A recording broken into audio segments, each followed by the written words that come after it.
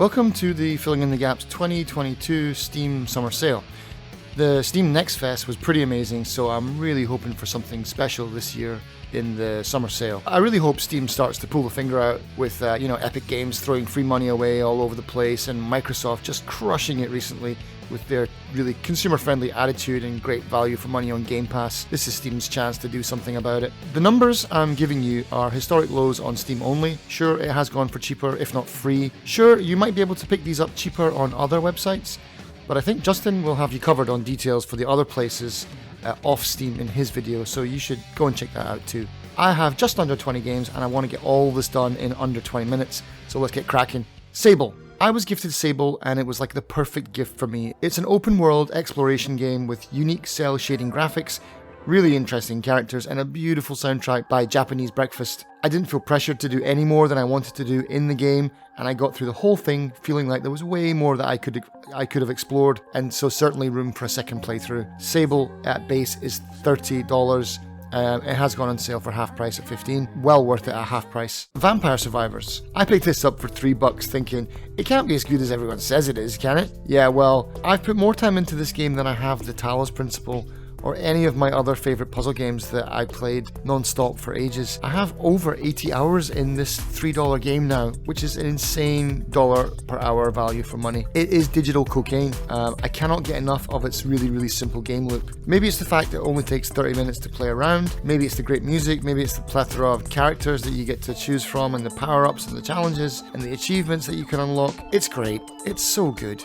There's no historic low of this because, come on guys, it's $3 at base and you get 80 hours of content.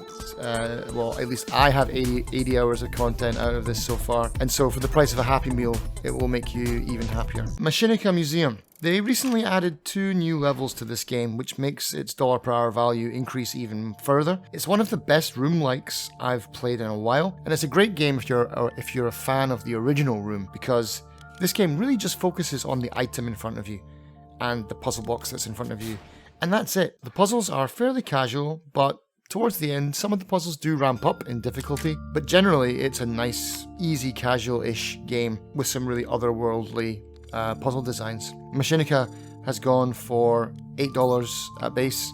It has gone for $5 on sale. $5 on a sale is great. The Forgotten City. Skyrim mods were always my thing. And I will always stand up and salute the true heroes over at Nexus Mods. This is yet another great story of where a mod was picked up and transformed into its own full game. This is a time loop game with some really clever mechanics that keep the narrative progressing, and it doesn't waste your time doing the same things over and over and over again, if you reset the time loop. There's very little combat in the game, despite what the trailer might have you believe. This game is more about observation, a bit of sleuthing to solve the mystery at hand. I had a lot of fun discovering, exploring, and solving the mystery of the Forgotten City. I'm on observation duty. Well, I was made to play this as a buyer's remorse for the podcast. Turns out I really enjoyed the game.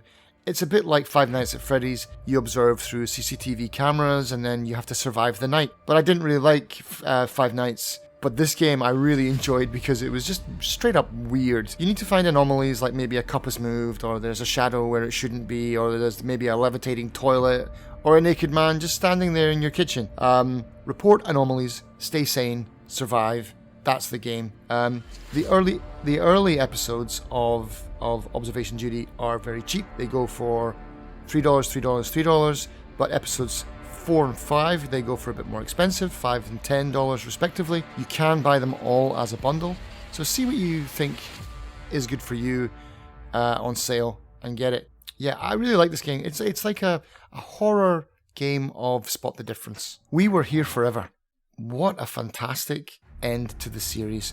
I've been a We Were Here fan since day one, and it's been so great to just see the series move from strength to strength as they really hone their craft. If you want a great co-op series with a puzzle-minded buddy of yours, there aren't really many other games on the market that are better than this. This is also available as a bundle now that the series is kind of over. You can get all 4 games. We Were Here Forever launched at 18 with a few bucks off. So it has, the historic low has been $16 for We Were Here Forever. I wouldn't really expect a deeper sale than that this summer because it is fairly new, but hopefully the bundle goes for something impressive. Narita Boy is a game that I played. I'm really bad for stepping out of my comfort zone when it comes to games.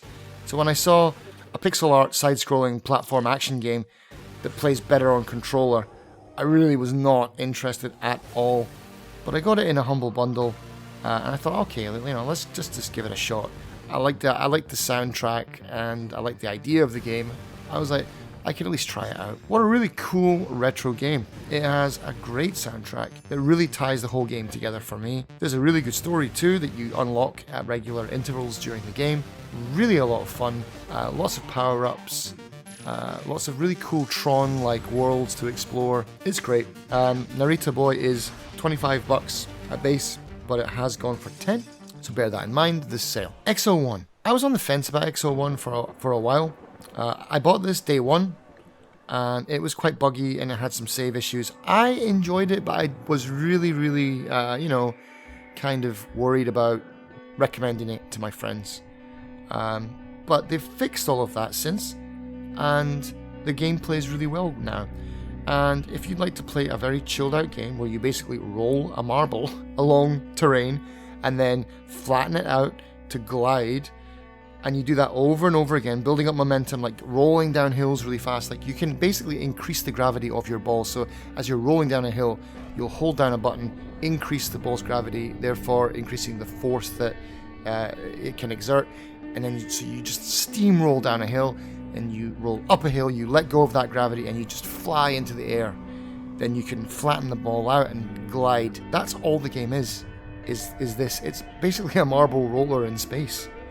The story's a little bit weak, in my opinion, but I really enjoyed the gameplay, and it's kind of more like a stress toy that feels really good to play with. So, Exo One, give it a shot. At worst, you might want to refund it before your 2 hours is up, as per the Steam policy. Next one is the Stanley Parable Ultra Deluxe Edition. What could possibly be better than the broom closet ending? This. If you're a Stanley Parable fan, this is not a cash grab. It is an amazing sequel to something unsequelable, if that's even a word. I doubt very much it is. If you haven't played the original, then I would say don't play this, don't buy this, because even though it does look like a repackaged remaster, that's all the rage recently with all games now, they're just doing remasters of them. This is not a remaster, this is a sequel. I can assure you of that. Go and play the original. The original is cheaper, and the original is $15 at base, and is gone for about $3 in the past. It might hit that again this summer sale now that this new game's out. The Ultra Deluxe Edition base is $25, and it has not had a historic low yet because it's never been on sale. I don't know, maybe it will go on sale this summer. Dogolrax, calling all Another World fans, calling all indie ridiculous nonsense game fans. Okay, so there you all are. Dogolrax was another Buyer's Remorse game that landed sunny side up for me. It's not a great game by any stretch of the imagination, but the hour or two that you will get out of this, it might titillate you if you're a fan of like old school games with some really mad humor mixed in with a lot of violence. It's a really weird game, but for $1, you could do a lot worse. Dogolrax is $5 at base. It has gone on sale for $1. That's certainly what I picked it up for. Attack on Titan 2. Finally, I've been harping on about putting Attack on Titan on my wish list. It didn't go on a Steam summer sale or winter sale. It just went on a sudden publisher sale. And I got Attack on Titan for almost half price. The base is $60. I picked it up for about $30. These games never go on sale, almost never. So I snapped it up. And I have to say, it's incredible. If you're a fan of the animation and you're up to date, so you won't get any spoilers, this game is flawless. It looks like you're watching an episode, but you're in control of the characters. The controls are good.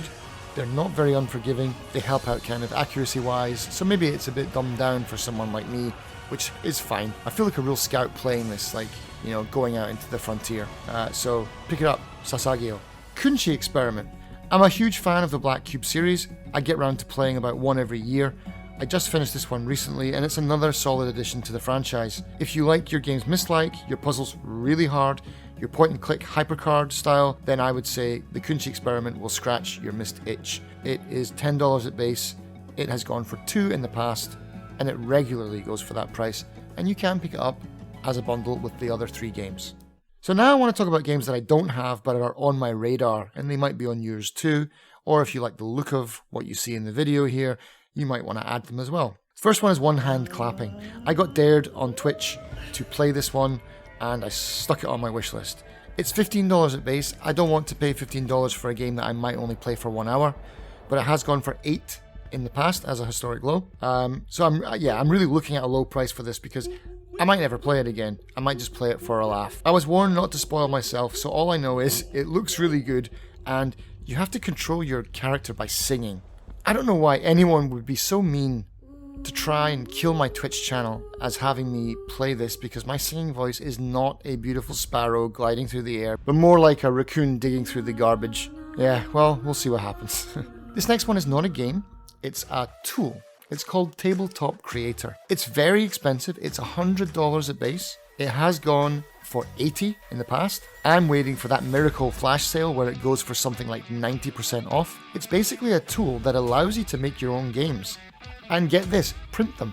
I've never seen that before. It's always like in-game. This actually allows you to create a physical copy, which is really appealing to me. I have so many card game ideas swimming around in my head, and my art is so bad that having some software that will make it look decent and allow me to print it easily is really, really cool.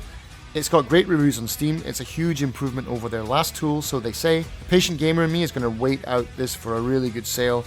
I just wanted to put it on your radar too, in case you've got some great ideas for a tabletop game or a card game that you would like to have a really good tool for. So yeah, I'm definitely keeping an eye on this one. Okay, back to the games then. Supraland, 6 Inches Under. I love the original. The sequel's out. It's time for me to go back to that awesome world. It's $20 at base. It has gone on sale for $14. I would love to see a big chunky 50% sale on this, but that might be a bit too optimistic for 2022. I love sets like this where everything is huge in comparison to you, because basically you play as a tiny toy figure in a human-sized literal sandbox. The original was excellent. I'm willing to take a gamble on the sequel. Okay, so the next one is The Medium. The Medium, this game carries way too hefty a price tag for me to get into at base. It's $50. It has gone on sale for $32.50. I'm still waiting for something bigger than that though, because I'm really not sure if I'll like it or not. I've spoken to people who hate this game. I've spoken to people who love this game. They think it's the best thing ever. I think I will like it, but that's not a gamble, especially a $50 gamble that I'm willing to take. Sure, the Steam refund button exists, but I don't like to abuse that service. So I'm gonna wait out for at least a 50% sale on this one. And if not, I suppose this title might show up again in my summer sale 2023 video. Who knows? Next one, I don't know how to pronounce this. It's either Hadr or Hadr. What a weird but cool game. Again, it might be more like a stress toy than anything else. So yeah, so Hadr is $5 at base. It has gone in the past for 50% off at $2.50. It looks pretty cool. I'm in. Why not? Next one is Iris Fall. This is one of the oldest games on my wish list. It's been on there for ages, and I don't know why I haven't picked it up yet. It's an Escher style game in points with really cool art direction in general. And it looks really kind of weird. It looks really kind of weird too. It's $15 at base. It has gone for $3 in the past. If it goes anywhere near that again, I'm picking it up for sure. And then finally, Hylics 2. Hylics 2 base is $15. It has gone on sale for $10. I mean, well, just look at the trailer. Look at what's going on in front of you. How cool does that look? It's an indie, weird RPG with kind of digitized FMV. I don't know what it is. And so that's it. I've managed to do it. I've managed to keep this under 20 minutes. I hope you have a great sale. Come and check us out on the Buyer's Remorse podcast as well. Come and hang out with us on Twitch if you want to see us play some interesting games over there. Have a great sale, and I'll see you guys next time.